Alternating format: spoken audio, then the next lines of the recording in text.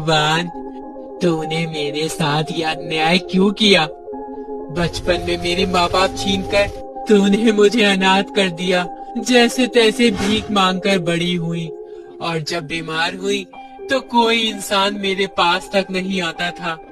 उस बीमारी के दर्द से छुटकारा पाने के लिए मैंने नदी में छलांग लगा दी, और तूने मुझे अपने पास बुलाने की बजाय चुड़ैल बना दिया। क्या कसूर था? आप क्या चाहते हैं?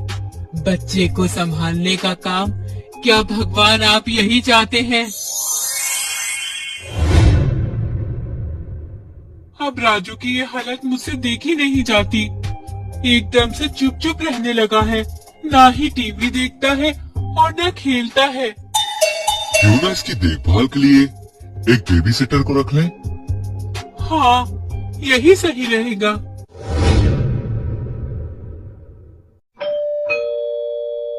मैं देखती हूँ कौन है। आप रुकिए। आपको अपने बच्चे के लिए एक बेबी सिटर चाहिए थी ना? हाँ, लेकिन आपने पहले कहीं काम किया है?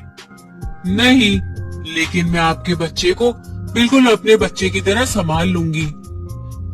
ठीक है, फिर आप कल से आ जाना।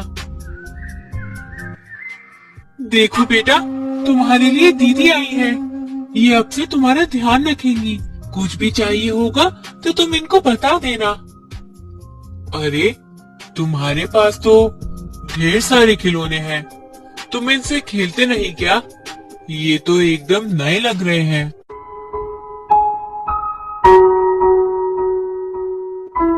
मुझे भी दिखाओ। तुम क्या देखते रहते हो बाहर? तो ये बात है, इसको बस अपनी माँ का प्यार चाहिए था, और माँ को पैसा। तुम उस बच्चे की तरह अपनी माँ के साथ खेलना चाहते हो? देखो, मैं तुम्हारी माँ तो नहीं हूँ, लेकिन तुम मुझे अपनी बड़ी बहन या फिर माँ जैसा समझ सकते हो, ठीक है?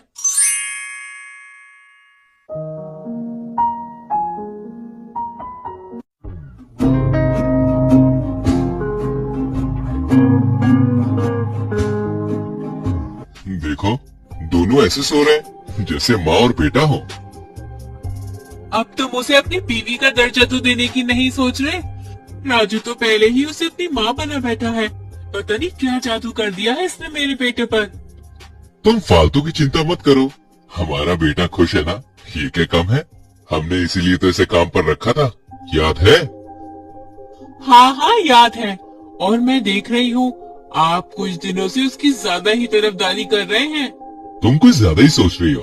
चलो, दरवाजा धीरे से बंद करो। दोनों को आराम से सोने दो।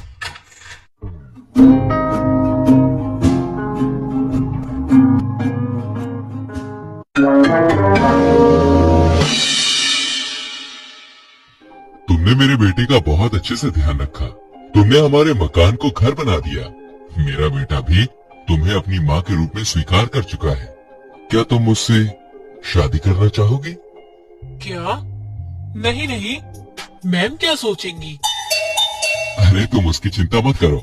वो अपने काम में इतनी ज्यादा बिजी रहती है कि उसे इस बात से कोई फर्क ही नहीं पड़ेगा कि मैंने उसे छोड़ दिया है। कुछ फर्क नहीं पड़ेगा। मेरा बेटा मुझसे छीन लिया, मेरा पति मुझसे छीनने जा रहा है, और मुझे फर्क नहीं पड़ेगा। मैं अगर काम में बिजी हूँ तो अपने बच्चे के लिए, बेहतर भविष्य के लिए, ताकि उसे बड़े होकर किसी चीज की कमी महसूस ना हो। अरे, तुम्हारी भविष्य की चिंता ने ही तो राजू का यह हाल कर दिया है। उसे एक माँ की जरूरत थी, और तुम बस एक मेहमान की तरह उसके साथ व्यवहार करती रही।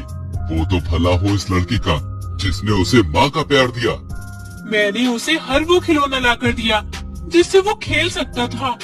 यही तो बात है ना, तो माँ होकर भी राजू को कभी समझ नहीं पाई कि उसे खिलौना नहीं, उसे एक माँ चाहिए थी। अगर यही बात है तो ठीक है, कर लीजिए इससे शादी और बना लीजिए अपने मकान को घर। मेरी वजह से इतनी तकलीफ थी तो इस लड़की के आने से पहले आपको महसूस क्यों नहीं हुई? वो मैं समझ गई, आप रहने दीजिए, मैं जा रही हूँ। नहीं मैम, प्लीज आप रुकिए।